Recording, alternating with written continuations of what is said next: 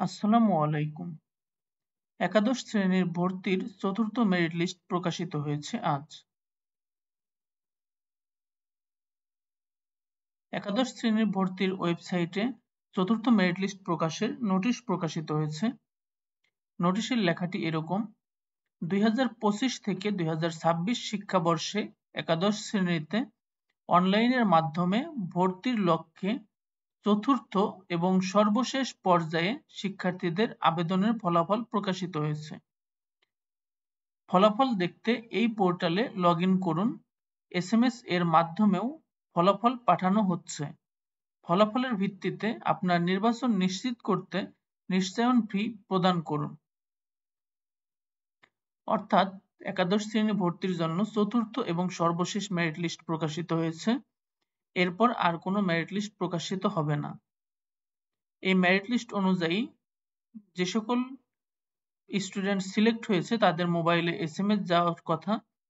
যদি SMS না যায় সেক্ষেত্রে পোর্টালে লগইন করলে বিস্তারিত তথ্য দেখতে পারবেন। পোর্টালের লগইন লিংক আমি ভিডিওতে দিয়ে দেব, ভিডিওর ডেসক্রিপশন বক্সে পাবেন।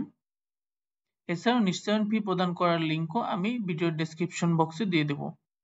তো নিশ্চয়ন ফি প্রদান করার জন্য কিছু নিয়মাবলী বলা আছে।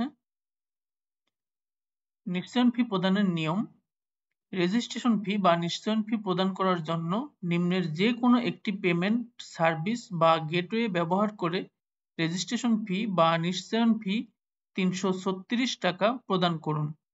পেমেন্ট সার্ভিস বা গেটওয়ে ব্যবহার করে ফি প্রদানের বিস্তারিত পদ্ধতি নিচের টেবিলে রেজিস্ট্রেশন ইউজার ম্যানুয়াল লিংকে দেয়া আছে। এখানে টেবিলে নিশ্চয়ন ফি প্রদানের কিছু পেমেন্ট গেটওয়ে উল্লেখ করা আছে, যেমন বিকাশ, সোনালী ই-সেবা, সোনালী ওয়েব, SSL কমার্স, UCB উপায়, DBBL রকেট, ওয়ান ব্যাংক ওকে ওয়ালেট, ট্রাস্ট ব্যাংক, ট্যাব এবং নগদ। প্রত্যেকটা গেটওয়ের একটা করে ইউজার ম্যানুয়ালের লিংক দেয়া আছে, যা একটি PDF বা একটি ইমেজ। আমি এই সব লিংকগুলো ভিডিওর ডেসক্রিপশন বক্সে দিয়ে দেব। আপনারা চাইলে সেই লিংক থেকে ভিজিট করে ইউজার ম্যানুয়াল দেখে নিতে পারেন এবং নিজে নিজেই পেমেন্ট করতে পারেন। ধন্যবাদ সবাইকে। বিভিন্ন নোটিশ এবং আপডেট পেতে আমাদের সাথে থাকুন। আসসালামু আলাইকুম।